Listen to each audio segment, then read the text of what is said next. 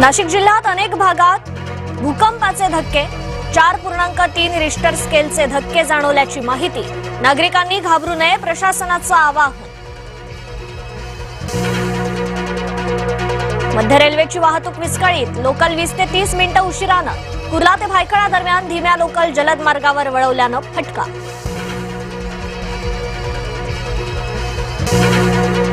मनसे अध्यक्ष राज ठाकरे आज रायगड दौऱ्यावर। मुंबई गोवा महामार्गावरील माणगाव बायपासची पाहणी करणार। मनसेच्या कार्यालयाचं उद्घाटनही करणार।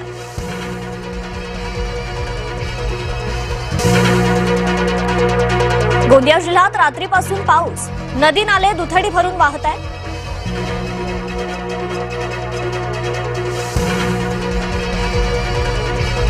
वाशिमच्या शिरपूरमध्ये दुचाकीस्वार थेट खड्ड्यात पडला, व्हिडिओ सोशल मीडियावर व्हायरल।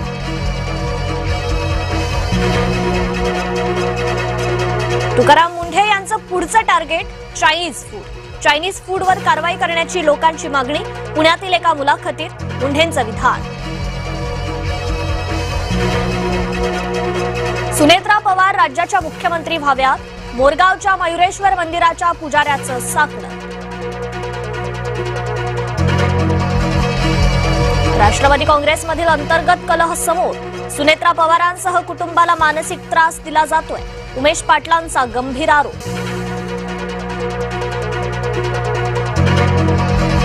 सुप्रिया सुळे खासदारांसह पंतप्रधानांची भेट घेणार। पवारांचे 8 खासदार सोमवारी मोदींना भेटणार। महाराष्ट्रातील प्रश्नांसंदर्भात पंतप्रधानांशी करणार चर्चा।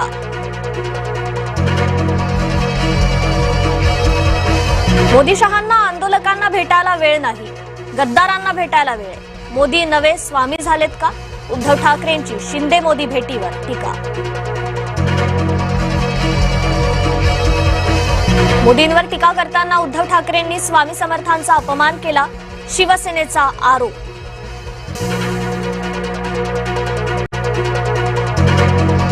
आदित्य ठाकरे आणि कॉक्रोच जनता पार्टीच्या नेत्यांची मुंबईत भेट। आदित्य ठाकरेंसोबत सौरव दास आणि रत्ना सिंग यांची चर्चा।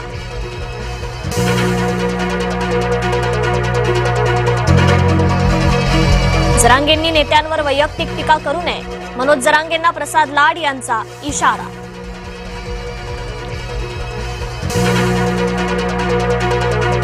मराठा आरक्षण उपवर्गीकरणाला मनोज जरांगेंचा विरोध। मराठ्यांमध्ये फूट पाडण्यासाठी उपवर्गीकरणाचा डाव, जरांगेंचा आरोप। रमेश म्हात्रेची आधारवाडी जेलमधून सुटका। रमेश म्हात्रे गोव्याला रवाना होणार। हायकोर्टाची रमेश म्हात्रेला महाराष्ट्र बंदी।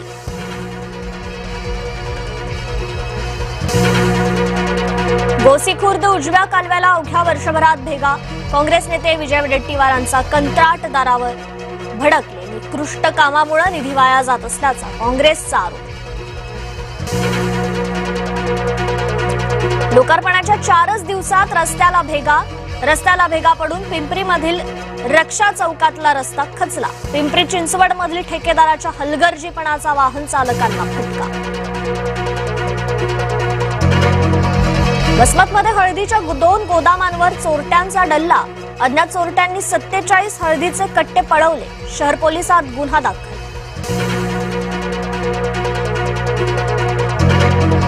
हिमाचलमध्ये प्रवाशांनी भरलेली बस पलटली। बस अपघातात 7 जणांचा मृत्यू, 11 जण जखमी। जखमींवर हिंसा रुग्णालयात उपचार सुरू।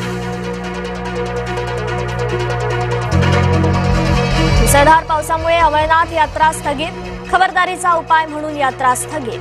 पुढील काही पावसाची स्थिती कायम राहण्याची शक्यता।